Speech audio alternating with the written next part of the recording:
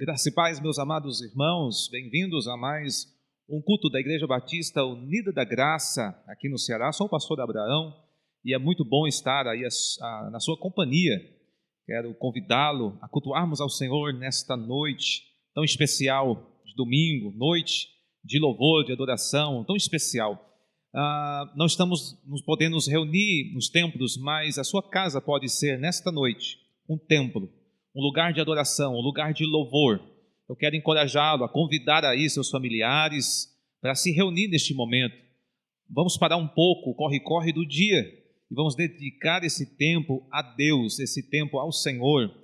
Irei ministrar logo após os louvores uma mensagem muito especial, creio que vai falar ao seu coração. Então, lhe encorajo mais uma vez a ficar até o final deste culto, em nome do Senhor Jesus. Vamos orar? Amém? Deus querido e santo, nós queremos te adorar, Senhor.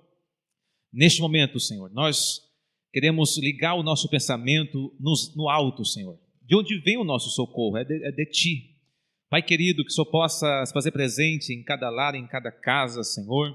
Pai, cada irmão que agora, Senhor, para tudo para dedicar a Ti este momento de adoração, de louvor, de culto a Ti, nosso culto racional. Ó Deus, se faça presente, Senhor, nesta sala, nesse quarto. Ó Deus, que Teu Espírito Santo venha falar conosco, falar aos nossos corações. Precisamos da Tua ajuda, precisamos, ó Pai, de receber de Ti, do alto, socorro. Deus, quantas pessoas neste momento estão necessitadas, Pai, de um socorro, aquele socorro bem presente na hora da angústia. Ó Deus, que a Tua paz seja real nos nossos corações. Ó Deus, que o Senhor possa alcançar cada irmão, cada irmã, que neste momento, o Senhor, se unem conosco em oração, em louvor, em adoração, ó Pai. Que os Teus anjos possam estar acampados ao redor desta casa, deste lar, deste Teu servo, desta Tua serva, Senhor. Ó Pai, recebe o nosso louvor, recebe a nossa adoração. E que Teu Espírito Santo seja real no nosso meio, em nome de Jesus. Amém. Quero te convidar a louvar ao Senhor neste momento. Vamos adorá-lo. Vamos glorificá-lo, porque Ele é Deus, Ele é Rei, Ele governa sobre todas as coisas, sobre todos Ele é Senhor. Aleluia. Grande é o Senhor e muito digno de louvor. Na cidade do nosso Deus, Teu santo monte, alegria de toda a terra.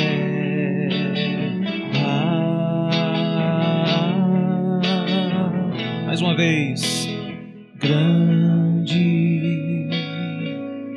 é o Senhor em quem nós temos a vitória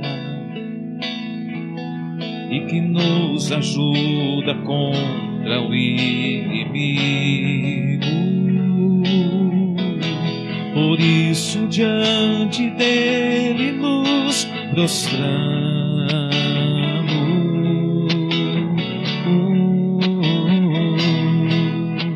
Queremos o Teu nome engrandecer e agradecer-te por Tua obra em nossas vidas. Confiamos em Teu infinito amor, pois só Tu és o Deus eterno sobre toda a terra e céus.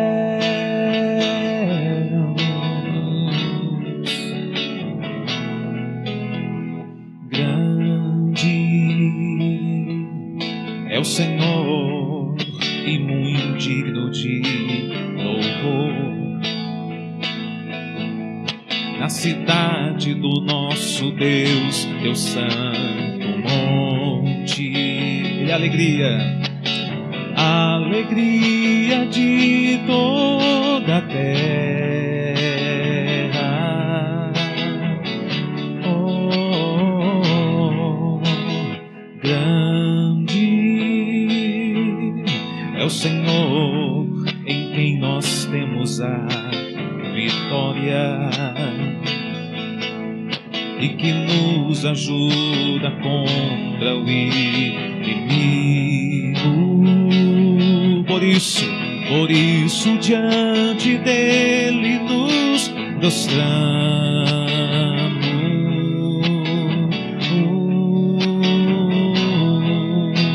Queremos o teu nome engrandecer e agradecer-te por tua obra em nossas vidas. Confiamos em teu infinito amor, pois só tu és o Deus eterno sobre toda a terra e céu. Queremos o teu nome engrandecer e agradecer-te por tua obra em nossas vidas. Confiamos em teu infinito amor, pois só tu és o Deus eterno sobre toda a terra. Pois só tu és o Deus eterno sobre toda a terra e céu.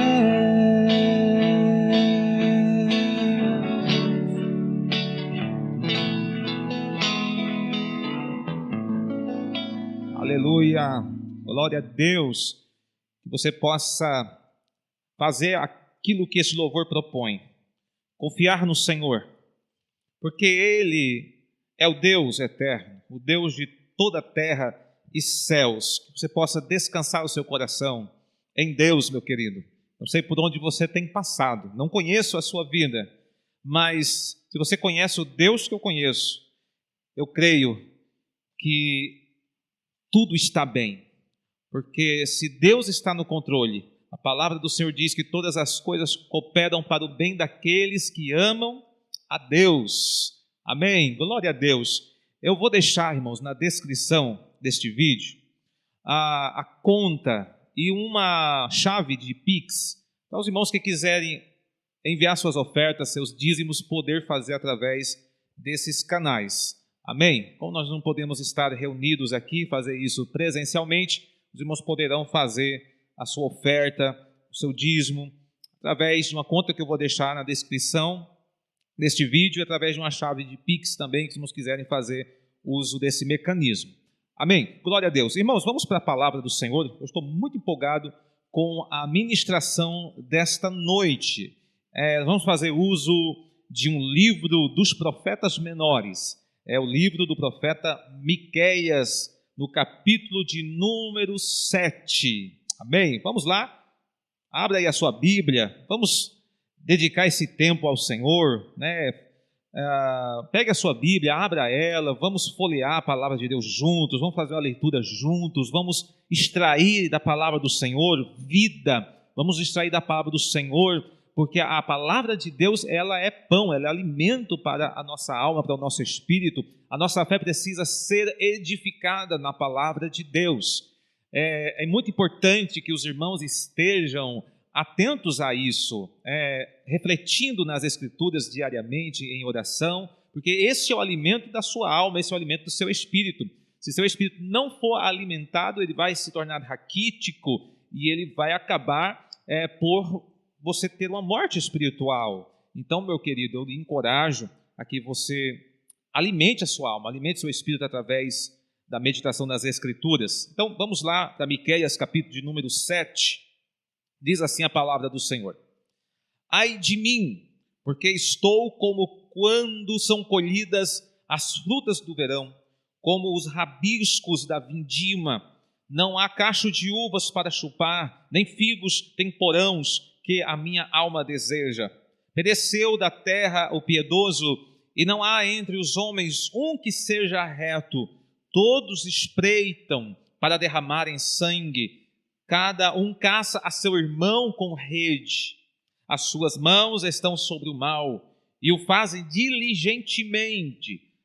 O príncipe exige condenação, o juiz aceita suborno, o grande fala dos maus desejos de sua alma, e assim todos eles juntamente urdem a trama. O melhor deles é como um espinheiro, o mais reto é pior do que uma sebe de espinhos. É chegado o dia, anunciado por tuas sentinelas, o dia do teu castigo. Aí está a confusão deles. Não creiais no amigo, nem confieis no companheiro. Guarda a porta de tua boca, aquela que reclina sobre o teu peito, porque o filho despreza o pai, a filha se levanta contra a mãe, a nora contra a sogra. Os inimigos do homem são os da sua própria casa. Eu, porém, olharei para o Senhor e esperarei no Deus da minha salvação. O meu Deus me ouvirá. Aleluia! Nós vamos fazer uma exposição de todo o capítulo 7, mas por enquanto eu quero ficar aqui neste versículo, até este versículo. E, amados, esse texto foi me dado pelo Senhor sexta-feira, enquanto folheava a Bíblia, pedindo a Deus instrução e uma mensagem para compartilhar com a igreja do Senhor. Este foi o texto que eu abri a Bíblia e me veio já de cara, e quando comecei a ler este capítulo, eu senti na hora que realmente era algo que o Senhor queria tratar, não somente com a igreja, mas também com a nação brasileira, principalmente neste exato momento, por aquilo que nós temos visto e temos passado. Para que os irmãos entendam, quero contextualizar um pouco da passagem que acabei de ler. O profeta Miqueias, ele foi contemporâneo do profeta Isaías. Ambos profetizaram em um tempo muito semelhante, da história de Israel no Antigo Testamento. E Miqueias, a semelhança também de Isaías, foi também um profeta messiânico. E posso até dizer também que foi um profeta apocalíptico, porque nas suas profecias nós tanto veremos menções a respeito do Messias, como também veremos menções de juízo e de condenação e de julgamentos, que sabemos agora que esses julgamentos eles se referiam a um tempo muito longínquo, ao tempo do juízo final. O tempo em que Miqueias profetiza é o tempo durante a invasão do Império Assírio, enquanto a Síria, essa grande potência mundial, estava conquistando todo o mundo de então. É justamente o tempo em que Deus levanta muitos profetas, entre eles o profeta Miqueias, que esteve profetizando também no reinado de Ezequias, que os irmãos conhecem muito bem a história do rei Ezequias, quando o imperador assírio, Senaqueribe, tentou conquistar Jerusalém, porque já havia conquistado todas as cidades aos arredores, mas quando Senaqueribe se levanta contra o rei Ezequias, Senaqueribe vai procurar ouvir a voz de Deus, vai consultar ao Senhor, vai ao templo, apresenta as cartas de afronta. Era o profeta Isaías que estava profetizando nesta época, e nós temos ali o Deus intervindo naquela situação e salvando Jerusalém de uma maneira milagrosa. Então esse é o contexto em que Miqueias também está profetizando. Era um tempo de grande corrupção, de grande distanciamento de Deus. O povo de Israel havia realmente chegado ao seu ápice de pecado e de abandono dos mandamentos, de desobediência, e estava então no ápice, ou estava perto de essa nação inteira ser totalmente devastada, dominada, e o exílio estava então à porta com o rei Nabucodonosor, que também faz parte do Império Assírio. Vamos aqui para o primeiro versículo, quando o profeta ele faz essa exclamação: ai de mim. É a exclamação de um homem que está tendo uma visão de um povo totalmente longe de Deus, um povo desobediente. É como se Miqueias fosse aberto os olhos e nesta visão ele pôde contemplar e ver a situação do povo, a situação de decadência, a situação deplorável, de injustiça que nós vamos ver daqui a pouco. Então, o brado, a expressão que Miqueias encontrou foi: ai de mim, ai Senhor, que situação. Amados, os nossos dias têm sido dias também de ais, dias de ais, dias de vermos e refletirmos sobre aquilo que está acontecendo e dizer: ai de mim, Senhor, que situação é essa? O profeta Miqueias vai declarar: porque estou como são colhidas as frutas do verão, como os rabiscos da vindima, não há cacho de uvas para chupar, nem figos temporãos, que a minha alma deseja. Pereceu da terra o piedoso, e não há entre os homens um que seja reto. Todos espreitam para derramarem sangue, cada um caça a seu irmão com rede. Olha como Miqueias está tentando explicar, mostrar a situação deste povo. Miqueias está se sentindo como alguém que vai a uma vinha, vai procurar por uvas, mas não as encontram, mas não consegue extrair prazer das plantações, porque a colheita já foi feita e não sobrou nada. É assim que Miqueias está vendo aquele povo. Não há mais justo, não há ninguém que faça o bem. Nós vemos que Moisés, eu estou lendo o livro de Deuteronômio, neste momento, comecei desde o começo do ano, lendo a Bíblia mais uma vez inteira, e estou no livro de Deuteronômio, e a gente vê ali Moisés avisando o povo. Nos primeiros capítulos de Deuteronômio, Moisés faz um resumo de tudo o que aconteceu nos 40 anos do deserto, que na verdade naquele momento era 38 anos, e Moisés faz um resumo e começa a declarar para o povo: olha, Deus vai dar a vocês aquilo que Ele prometeu, Deus colocará vocês na terra prometida, na terra que mana leite e mel. Deus irá tirar todos esses povos, os cananeus, desta terra e dará esta terra próspera e abençoada para vocês. Mas olhem bem, se vocês forem desobedientes, se vocês não observarem os mandamentos do Senhor, assim como o Senhor fez com as nações que serão dizimadas diante de vocês, assim também Deus fará com vocês. Moisés, ele avisou o povo desse tempo.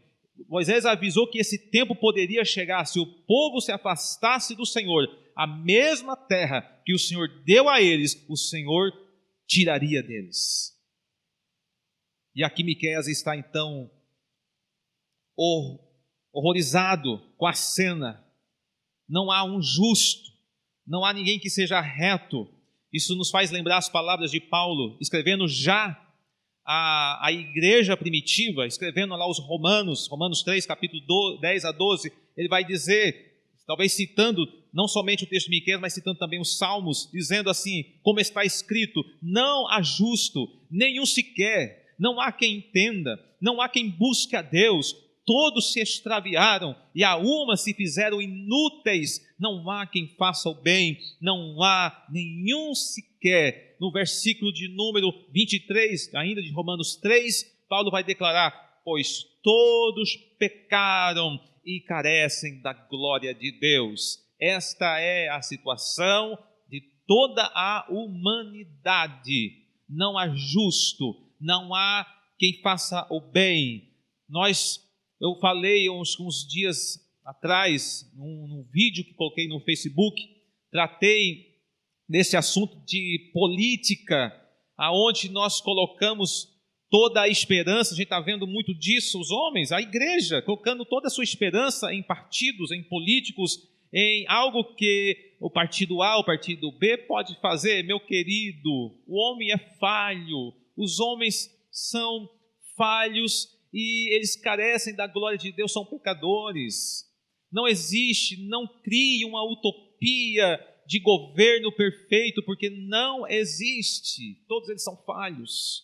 Nós precisamos buscar a justiça que vem do alto. Somente quando Jesus Cristo vier, Ele trará um reino justo. Mas enquanto tivermos homens no poder, nós teremos problemas. Lógico, teremos um uns menos mal do que outros. É como eu li um livro dizendo que a democracia é a menos má de todos os tipos de governo, de governos totalitários e etc. Então a democracia não é perfeita, ela é a menos má. Então, amados, nós precisamos entender isso. O homem é falho, a falibilidade humana, você não pode, só perfeito é Deus, perfeito é o Cristo de Deus, como diz meu filho, o Levi, né? Quando ele está orando, ele diz: Cristo de Deus, nos ajude. Amém? Assim diz a palavra do Senhor aqui na continuação do texto, no versículo de número 3. Olha o que vai dizer aqui, Miqueias ainda continuando a sua explanação de como o povo se encontra. Olha o verso de número 3.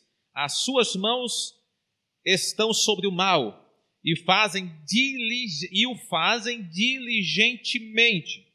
O príncipe exige condenação e o juiz aceita suborno.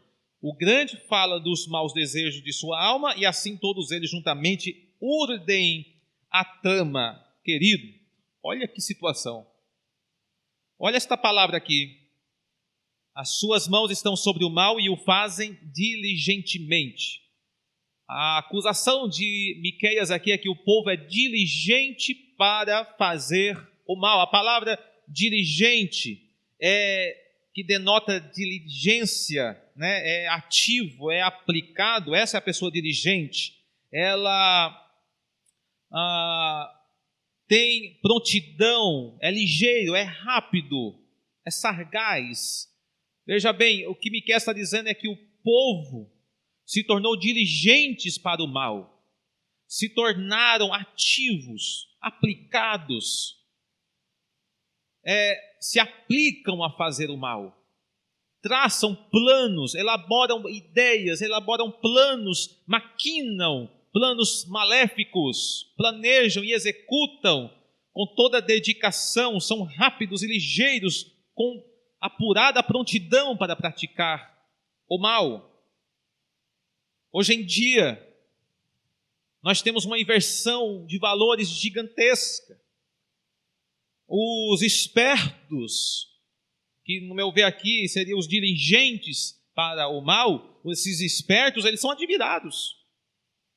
Já os honestos tido por, não são queridos, não são benquistos. Quando alguém sabe que alguém é honesto, a pessoa chega a dizer: olha, cuidado com fulano porque ele é honesto, é perigoso. A pessoa honesta se tornou sinônimo de alguém perigoso, de alguém não desejável, de alguém não querido, porque ele é honesto, ele é verdadeiro, passa a ser uma pessoa rejeitada. E a pessoa que é admirada, é querida, é aquela que é esperta, que é diligente para fazer o mal, para extorquir, para enganar, lança as suas redes, arma os seus botes, e os outros olham e dizem: olha como ele é esperto. Amados, isso tem sido a realidade dos nossos dias. Quando eu vejo esse texto, Miqueias dizendo assim: o príncipe exige condenação e o juiz aceita suborno, e assim todos eles juntamente urdem a trama. Parece que Miqueias está tendo uma visão do Brasil. Parece que ele está vendo o povo brasileiro. Como é triste. Nós vemos a situação em que o nosso país tem chegado, a justiça sendo vendida, um acobertando o outro, maquinando-se o mal, como diz aqui. O príncipe exige condenação e o juiz aceita o suborno, e assim todos eles urdem a trama, um acobertando o outro, um protegendo o outro, os grandes no poder, acobertando os seus malefícios, e o povo sofrendo injustiças. Quer dizer, meu querido, que Deus está atento para isso. Deus continua sentado em seu trono e Ele vê todas essas coisas. No verso de número 4, Miqueias vai declarar: é chegado o dia anunciado por tuas sentinelas, o dia do teu castigo, aí está a confusão deles. Haverá um dia Deus irá pedir contas de todo o mal, de toda injustiça praticada, seja nesta vida, seja no juízo final. Ninguém vai escapar deste dia. O governo das nações ainda está nas mãos de Deus. É Ele quem rege as nações. Nós vemos, através da história bíblica, nós entendemos um pouco como Deus age nesse sentido. Nós vemos muito disso na visão do Apocalipse, quando fala das taças de Deus, e quando Deus fala também de juízos sobre povos, e algumas vezes nós vamos ver a menção dessa figura de uma taça que está sendo cheia da ira de Deus. Conforme o pecado aumenta, aquela taça se enche. A taça também simboliza a longanimidade de Deus, a paciência de Deus. Deus espera, Deus dá tempo para que haja arrependimento, mas enquanto isso, enquanto o pecado está sendo alastrado na nação, a taça está sendo cheia. A taça da ira de Deus está sendo cheia, e quando aquela taça chega no seu limiar, então essa taça ela é despejada, ela é derramada, e assim a justiça de Deus cai sobre uma pessoa, sobre uma família, sobre uma cidade, sobre um estado, sobre uma nação e até sobre o mundo inteiro, como será no juízo final, quando Deus derramará todas as suas taças. O dia virá. O dia. Aqui, Miqueias diz, o teu dia chegou. No verso de número 5, a palavra do Senhor vai dizer: não creais no amigo, nem confieis no companheiro, guarda a porta de tua boca, aquela que declina sobre teu peito. Porque o filho despreza o pai, a filha se levanta contra a mãe, a nora contra a sogra, e os inimigos do homem são os da sua própria casa. Miqueias aqui está declarando uma corrupção tão grande no meio do povo, o caos, a corrupção é tão grande no meio do povo, que não se podia confiar nem na própria esposa, quando ele diz aqui, guarda a porta de tua boca, aquela que reclina sobre o teu peito. Quem é essa? A tua própria esposa. Tua própria esposa. Miqueias vai dizer, nem nela, nem nos filhos, nem nos amigos podereis confiar, porque um se levantará contra o outro, um irá entregar o outro por causa do caos, por causa da confusão, por causa das desgraças. Estamos vendo muito disso nos lares brasileiros, muitas vezes por causa do partidarismo. Estamos vendo divisões, confusão, um entregando o outro, separação, confusão. Esta são símbolos de juízo, da ira de Deus sendo derramada sobre um povo, onde causa confusão, como vemos no versículo de número 4. Nós vemos, irmãos, até aqui toda a profeta Miqueias expondo aqui então toda a situação do povo de Israel, como eles se encontravam naquele momento. Miqueias expõe todo o pecado, toda esta visão, a qual fez eles clamar no primeiro versículo, ai de mim, Senhor, que situação, que desgraça, que caos, tanta corrupção, tanta injustiça. Mas diante de toda esta visão, ele vai chegar no verso número 7, dizendo, eu, porém, olharei para o Senhor, e esperarei no Deus da minha salvação, o meu Deus me ouvirá. Diante de todo esse cenário de caos, de corrupção, de degradação, de pecado, mesmo o profeta estando abismado com toda essa cena, mas ele tem uma firmeza dentro de si. A sua alma está firme, o seu coração está seguro, porque ele está olhando para o Senhor, ele está esperando no Senhor, que esse Senhor é a sua salvação. Ele tem essa segurança. Quem sabe Miqueias está lembrando dos salmos de Davi. Lá, não posso afirmar que seja de Davi, mas é o Salmo 121, que é os cânticos de romagem, os cânticos a partir do Salmo 20, até o 134 são salmos de romagem, ou seja, quando os peregrinos de Israel iam a Jerusalém, esses salmos foram compostos para serem recitados durante essa peregrinação. E um dos salmos mais lidos, né, desses salmos de romagem é o 121, quando o salmista vai dizer: elevo os olhos para os montes, de onde me virá o socorro? O meu socorro vem do Senhor que fez o céu e a terra. Ele não permitirá que os teus pés vacilem, não dormitará aquele que te guarda. É certo que não dorme, nem dormita o guarda de Israel. O Senhor é quem te guarda, o Senhor é a tua sombra, a tua direita, e de dia não te molestará o sol, nem a lua à noite. O Senhor te guardará de todo mal, guardará a tua alma, o Senhor guardará a tua saída e a tua entrada desde agora para sempre. Irmãos, esse é um salmo dos peregrinos que iam a Jerusalém adorar a Deus. Esse salmo fala do cuidado de Deus, fala da proteção do Senhor. É como aqueles peregrinos indo a Jerusalém no sol escaldante, diante dos perigos, em montanhas e em vales, em perigos de toda sorte. Eles olham para as montanhas e eles dizem: de onde me virá o socorro? O meu socorro vem do Senhor que fez os céus e a terra. Ele irá guardar o meu pé, Ele irá me proteger, Ele é o meu guarda, Ele é a sombra à minha direita. O Senhor te guardará de todo mal e guardará a tua alma. Amados, nós também somos peregrinos neste mundo. O apóstolo Pedro, na sua primeira carta, no capítulo 2, versículo 11, vai dizer: amados, exorto-vos como peregrinos e forasteiros que sois, a vos absterdes das paixões carnais que fazem guerra contra a vossa alma. E ele vai ali expressar vários cuidados, porque somos peregrinos.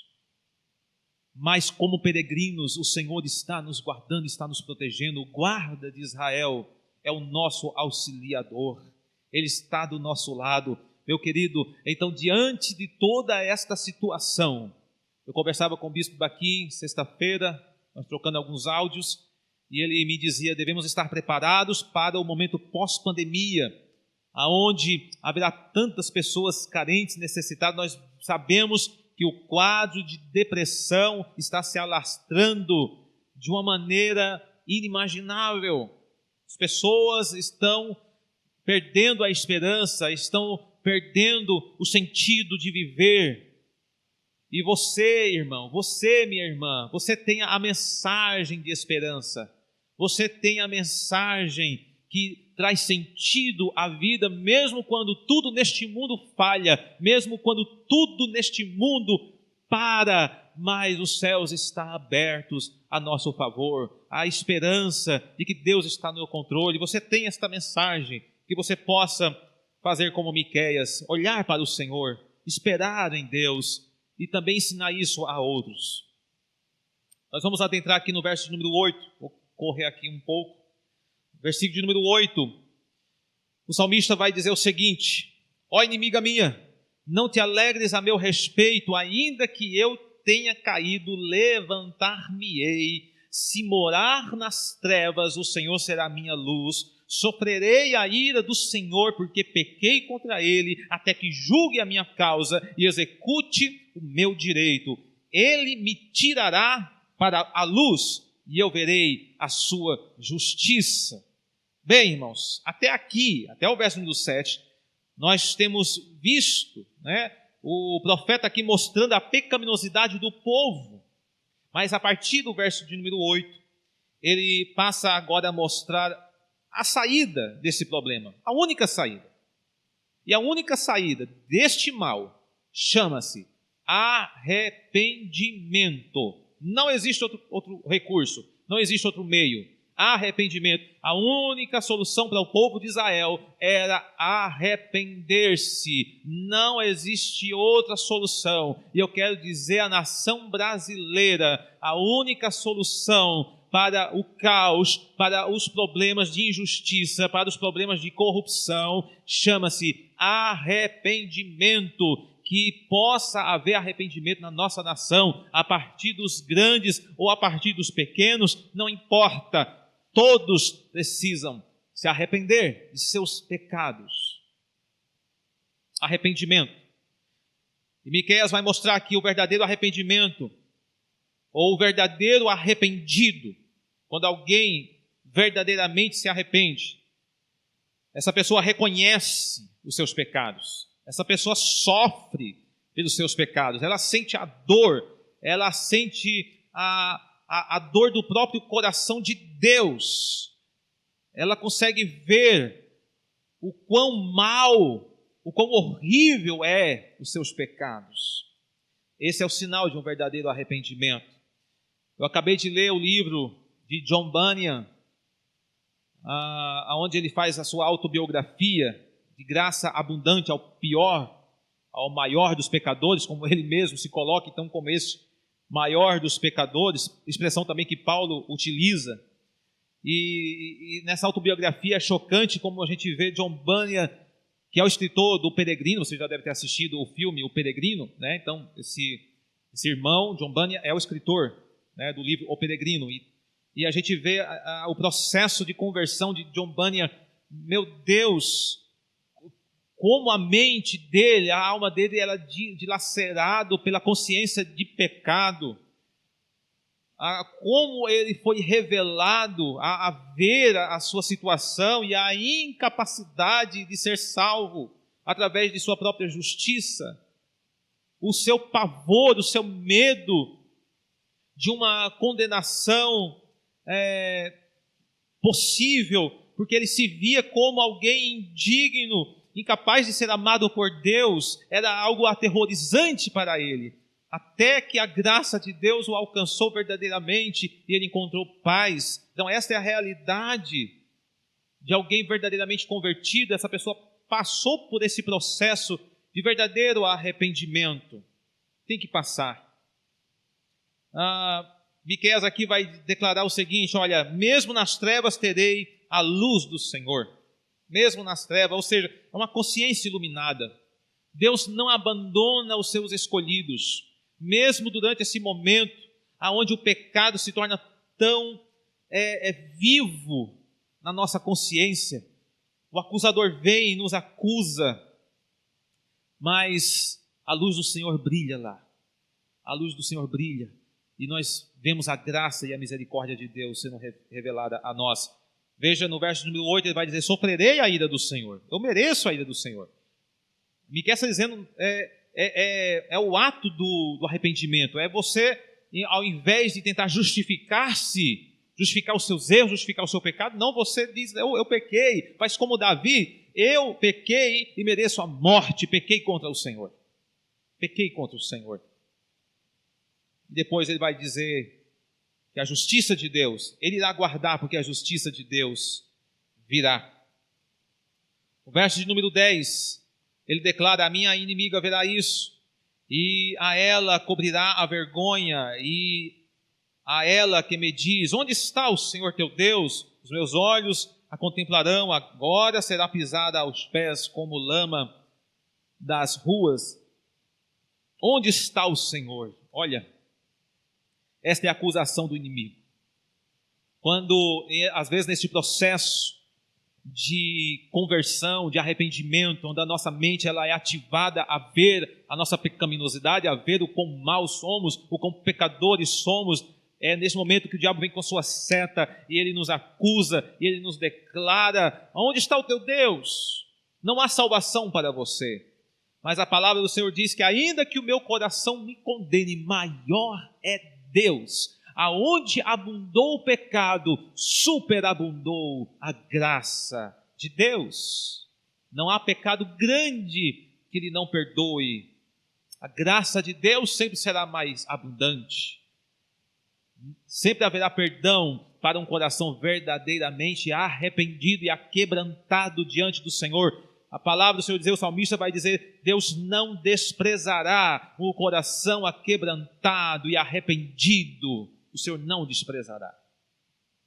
Versículo de número 11. No dia da reedificação dos teus muros, nesse dia serão os teus limites removidos para mais longe. Nesse dia virão a ti, desde a Síria até as cidades do Egito, e do Egito até o rio Eufrates, e do mar até ao mar, e da montanha até a montanha.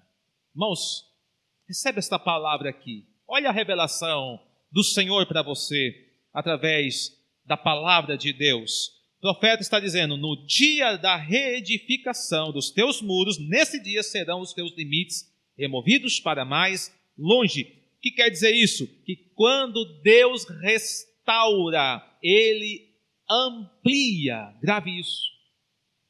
Quando Deus restaura, Ele amplia. O renovo do Senhor sempre será maior. Quando Deus renova, é porque Ele quer fazer algo grande. E para ser renovado, primeiro precisa ser derrubado, primeiro precisa ser moído. É como o vaso que está na mão do oleiro. E o vaso se quebrou, mas o oleiro fez um vaso mais excelente. Nós temos muitos exemplos na Bíblia desta visão, desse entendimento, daquilo que Deus está restaurando para ampliar, para fazer algo maior, mais excelente. Por isso Ele restaura. Nós temos o exemplo de Jó. Jó passou por uma situação inimaginável, de perdas e sofrimento. Mas a situação última de Jó foi muito melhor do que a primeira. Seus bens dobraram. O estado de Jó foi mais excelente, porque quando Deus restaura, Deus amplia. Nós temos nos profetas declarando a glória do segundo templo será maior do que a glória do primeiro. Nós vemos na própria visão de salvação do povo de Deus, de restauração e de remissão, quando a palavra do Senhor vai dizer, olha, o primeiro Adão era alma vivente, mas o segundo Adão, espírito vivificante. Quando Deus traça o plano de salvação, quando Deus, na sua eternidade, Ele insere o Cordeiro de Deus que viria para restaurar a raça humana, Deus prevê então algo maior, algo mais excelente. Em Adão seríamos apenas alma vivente, mas em Cristo nós somos recebidos como filhos de Deus, em um corpo glorificado, recebemos a herança de Deus.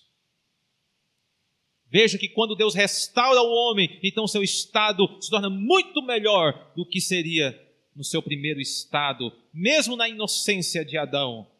O estado, alguns dizem que nós vamos voltar ao Éden. Não, meu querido, nós não vamos voltar ao Éden. Nós vamos estar num estado muito melhor do que o Éden. Nós estaremos na Nova Jerusalém. Nós veremos a glória de Deus. Nós seremos como Jesus Cristo é. É muito mais excelente, porque quando Deus restaura, Ele amplia. Deus irá restaurar a sua vida. E o seu segundo momento será maior e melhor do que o primeiro momento. Talvez você pode olhar para o passado e dizer, olha aqueles tempos, como era bom aqueles tempos. Não, meu querido, o melhor de Deus ainda virá sobre você quando Ele restaurar a sua vida. Quando Ele tirar você do cativeiro, você terá novas experiências, você terá uma nova visão, nova expectativa. Um novo de Deus virá sobre você. Receba esta palavra em nome de Jesus. O verso de número 13 é um verso para mim apocalíptico, porque Miqueias vai dizer o seguinte, todavia a terra será posta em desolação, por causa de seus moradores, por causa do fruto das suas obras. Essa palavra desolação é um termo apocalíptico, e eu vejo aqui então o profeta Miqueias, na visão de Deus, profetizando no seu oráculo, algo que iria acontecer há muito tempo depois, ainda que está por vir, quando a terra entrará em desolação completa, por causa dos seus moradores e por causa do fruto das suas obras. Isso me traz o seguinte entendimento, quando a palavra do Senhor diz assim, de que se queixa o homem? Queixe-se dos seus próprios pecados. Então, amados, essa desolação, o juízo de Deus virá sobre a terra, mas a culpa é da própria humanidade. É o fruto das obras malignas, é o fruto da soberba, do orgulho. a busca pelo poder. Estou lendo agora um livro de um resumo da história do século XX, né? E ali narrando alguns trechos, por exemplo, aí um caso um pouco antes do século XX, século XVIII, XIX, a exploração da Europa sob o território africano. A gente vê hoje a África numa situação tão decadente, né? Tanta pobreza, tantos problemas, e a gente diz, mas por que isso? Por que isso? O motivo é ganância dos poderosos, países poderosos que simplesmente extraíram, exploraram aquela região, tornaram escravos aquelas populações de negros, e por causa disso, muita miséria daquele povo é simplesmente nações obstinadas, cheias de prepotência, orgulhosas. A busca e a sede de poder é isso que gera todas as desgraças que há no mundo, é isso que gerou a Primeira Guerra Mundial, é isso que gerou a Segunda Guerra Mundial, já estou falando aqui a terceira, porque é eminente, irmãos, a gente vê a situação do mundo, o que é que falta? Talvez, diante da pandemia, está sendo até despertado entre as nações uma arma mortífera, que é uma guerra biológica. Antes se desenvolvia as armas nucleares, hoje todos os países têm armas nucleares, eu acho que ninguém é louco de usar, né, bomba nuclear, porque o mundo simplesmente evaporaria.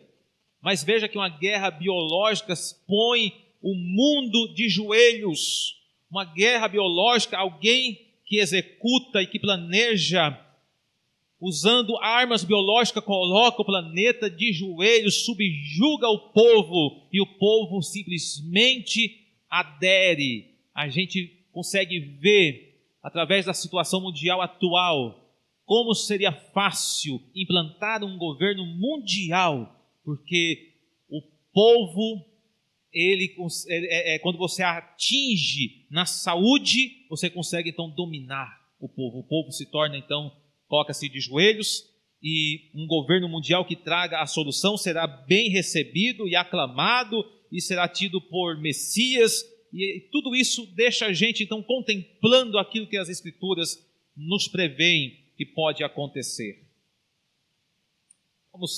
Estamos chegando aqui no encerramento.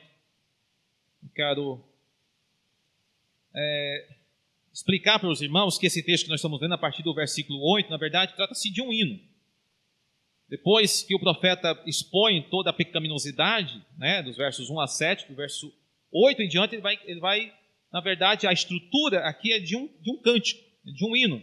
A primeira parte nós vimos, né, foi a parte de arrependimento. Ele expressa, né, o arrependimento e a certeza de que o Senhor irá executar justo juízo, né? Chega então no verso 14 dizendo: apacenta, Senhor, o teu povo com o teu bordão, o rebanho da tua herança que mora a sós no bosque, no meio da terra fértil, apacentem-se em Bazã e Gileade como nos dias de outrora. O profeta aqui está suplicando a Deus para que Israel seja como foi lá no princípio da conquista, né? Quando ele cita aqui Bazã, Gileade, foram os primeiros territórios que Israel conquistou antes de atravessar o Jordão, e a gente vê na narrativa que eram terras esplêndidas, de pastos verdejantes, muito rica, né? 2,5 tribos resolveram até ficar, não quiseram nem passar o Jordão, disseram: não, deixa a gente aqui, porque aqui já está bom demais, né? Se não me engano, era a tribo de Dan, a tribo de Ruben, a meia tribo de Efraim ou Manassés, não me recordo bem. E essas tribos, porque elas criavam gados, elas então disseram: Moisés, deixa-nos aqui, porque a terra aqui é excelente, tem muito pasto. Então o profeta Miqueias está dizendo: Senhor, restaura-nos aquela mesma sorte que o teu povo teve lá em Bazã e Gileade, quando o povo era próspero. No verso número 15, nós temos a resposta do Senhor. Que resposta maravilhosa! O Senhor então responde: eu lhe mostrarei maravilhas. Eu lhe mostrarei maravilhas, como nos dias da tua saída da terra do Egito. As nações verão isso e se envergonharão de todo o seu poder. Porão a mão sobre a boca e os seus ouvidos ficarão surdos. Que resposta maravilhosa! O Senhor está dizendo: eu mostrarei para você maravilhas, porque o nosso Deus é um Deus de maravilhas. É um Deus que faz coisas extraordinárias. E a partir desse ponto, nós veremos as misericórdias do Senhor sendo manifestada, né? Diante, então, do arrependimento, né, deste remanescente, porque quando Miqueias está chegando no final desse capítulo, provavelmente já havia acontecido muitas invasões, né? O povo já estava sendo exilado e havia um remanescente de fiéis. Então, Miqueias já está então apontando para esse remanescente, dizendo: o Senhor terá misericórdia desse remanescente, e a partir desse remanescente ele irá manter as suas promessas. Veja o versículo de número 18. Ele vai dizer o seguinte: quem, ó Deus, é semelhante a ti? É interessante que essa declaração, na verdade, é o significado do nome Miqueias. O nome Miqueias quer dizer quem é como o Senhor. Esse é o significado do próprio nome Miqueias. Então, insere aqui, entrelaça, né, o seu nome com essa expressão, dizendo: quem é semelhante a ti, Senhor? Por que Miqueias ele faz essa expressão? Ele vai declarar no restante do versículo: o Senhor perdoa a iniquidade e se esquece das transgressões do restante da tua herança. Quem é como ti, Senhor? O Senhor não retém a sua ira para sempre, porque tem prazer na misericórdia. Veja que revelação magnífica. Miqueias está dizendo aqui, mesmo o Senhor sendo justo e estar irado contra o pecado, ele não tem prazer na morte do ímpio, como declara as Escrituras. Ele não tem prazer na morte do ímpio, mas tem prazer em exercer misericórdia. O prazer do Senhor está em salvar, está em redimir, está em restaurar. É isso que o Senhor gosta de fazer. Mas a minha pergunta é: onde estão os arrependidos? Aonde está o coração verdadeiramente arrependido, convicto de pecado? Aonde está esse coração? Para que a graça, para que a misericórdia possa penetrar e restaurar todas as coisas. O Senhor tem prazer na misericórdia. A sua ira não vai durar para sempre. Versículo 19: tornará a ter compaixão de nós, pisará aos pés as nossas iniquidades e lançará todos os nossos pecados nas profundezas do mar. Aqui, para mim, Miqueias, ele dá uma pincelada sobre a obra messiânica de Jesus Cristo, quando ele declara que ele pisará aos pés as nossas iniquidades. Lembre, Miqueias foi contemporâneo de Isaías. Isaías foi um grande profeta messiânico. E ao ver esse verso, eu me lembrei de Isaías, no capítulo 53, que é o capítulo, né, do servo sofredor. Quando está lá, então, por exemplo, no verso de número 5, ele vai dizer, Isaías apontando aqui uma profecia para Jesus, apontando Jesus, o Messias, ele vai declarar no verso número 5, Isaías 53, mas ele foi transpassado pelas nossas transgressões e moído pelas nossas iniquidades. O castigo que nos traz a paz estava sobre ele, e pelas suas pisaduras fomos sarados. E a mesma coisa que Miqueias está declarando: ele terá compaixão de nós, pisará aos pés as nossas iniquidades e lançará todos os nossos pecados nas profundezas. Veja que estamos falando de um profeta do Antigo Testamento, que estava debaixo da lei do Antigo Testamento, mas as palavras de Miqueias representam um tempo de graça, representa algo que a gente não consegue adequar esta visão à lei de Moisés, porque a lei de Moisés era baseada em obras. Aqui não estamos vendo isso, estamos vendo Deus tomando a iniciativa, um Deus compassivo, um Deus que Ele mesmo irá pisar sobre as nossas iniquidades, irá aniquilar as nossas iniquidades, irá lançar em um mar de esquecimento, nas suas maiores profundezas, todos os nossos pecados. É graça, é graça. O profeta está dizendo: olha, virá esse tempo, porque o Senhor está declarando: eu lhes mostrarei coisas maravilhosas, muito mais maravilhosas do que aquilo que eu fiz no Egito, aquilo que eu fiz a Faraó, aquela libertação com o braço forte daquela nação do Egito. O Senhor está dizendo: eu farei coisas muito mais maravilhosas, porque eu enviarei o meu próprio Filho. para salvar vocês. E nós encerramos no verso número 20, quando Miqueias então declara: mostrarás a Jacó a fidelidade e a Abraão a misericórdia, as quais juraste a nossos pais desde os dias antigos. E aqui, irmãos, Miqueias, ele encerra o seu livro fazendo memória de que nosso Deus é um Deus de alianças. Miqueias faz memória, de que o Deus a quem Israel serve é o Deus que é fiel à sua aliança, que é cheio de misericórdia. E quando nós vemos isso, então nós passamos a contemplar que o Senhor, o nosso Deus, estabeleceu uma nova aliança, uma nova e viva aliança, no sangue do seu Filho, o Cordeiro de Deus, do nosso Senhor Jesus Cristo.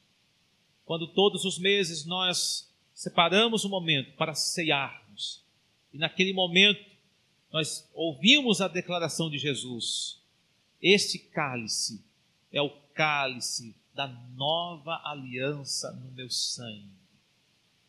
Deus estabeleceu uma aliança com a sua igreja através do sangue de Jesus. Quando Miqueias menciona a aliança e a fidelidade do Senhor, o que Miqueias está querendo dizer? Que Deus irá cumprir as suas promessas por causa de seu amor e sua fidelidade a Abraão, a Isaque e a Jacó.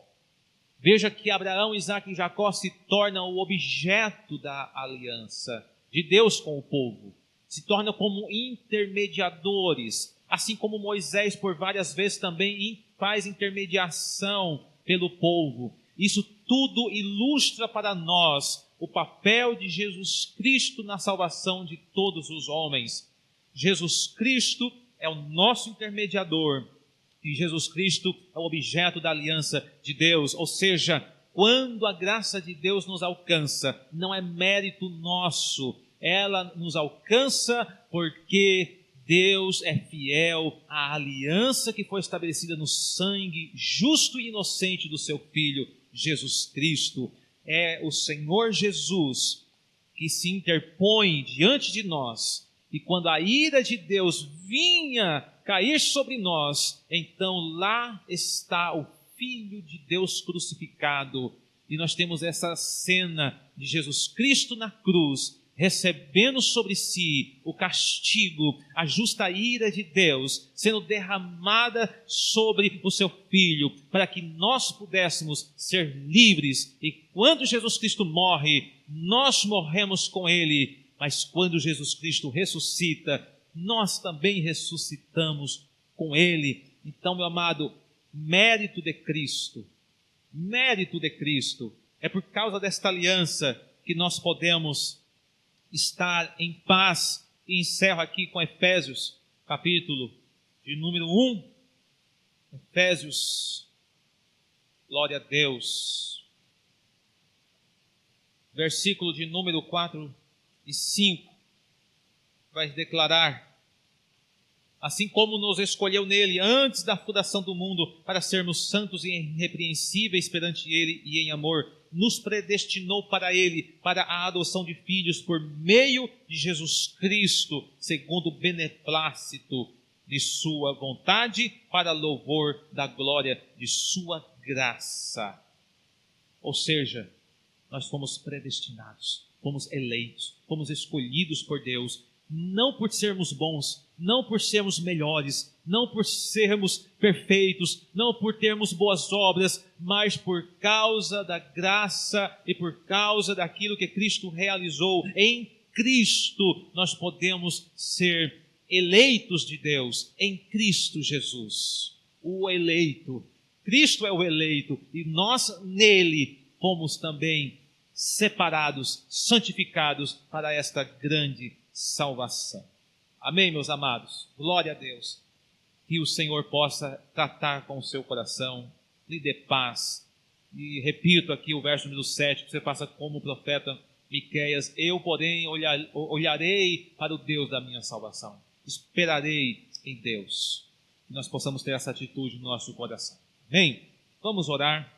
Mais uma vez, peço para que os irmãos compartilhem este vídeo, deixem o seu like, para que mais pessoas possam também ter acesso a esta palavra, a esta mensagem. Se você foi edificado, então compartilhe, para que outra pessoa, ao fazer isso, você está sendo também um missionário, um evangelista, ao compartilhar esta mensagem em suas redes sociais. Às vezes nós compartilhamos tanta coisa, irmãos, sem nada de edificante, né? E somos tão rápidos para fazer isso, e quando se trata da palavra de Deus somos tão lentos, né? E não fazemos a obra do Senhor. Então, encorajo que você faça isso em nome de Jesus. Vamos orar agradecendo a Deus. Senhor Deus e Pai, nós queremos te louvar, queremos te agradecer, Senhor, por este momento tão especial, por esta palavra que foi ministrada, Senhor, aos nossos corações, que realmente, Senhor, assim como nós vimos nas palavras do profeta, Senhor, nós possamos também, ó Deus, ter essa atitude de arrependimento, possamos, ó Pai, ter essa mesma atitude, Senhor, de reconhecermos os nossos pecados, reconhecer as nossas falhas, assim como o profeta Miqueias, Pai, declarou estas palavras, ó Deus, nós possamos olhar para Ti, possamos esperar em Ti, Senhor, possamos descansar o nosso coração em Ti, porque o Senhor fez aliança conosco, e nós confiamos nesta aliança, nós possamos descansar, Senhor, nesta grande aliança, nessa tão grande salvação que foi revelada na cruz do Calvário, em nome de Jesus. Que a Tua paz reine, Senhor, em cada coração e em cada lar, nós possamos receber conforto e consolação do céu, em nome de Jesus. Amém e amém. Que Deus abençoe a sua vida, em nome de Jesus.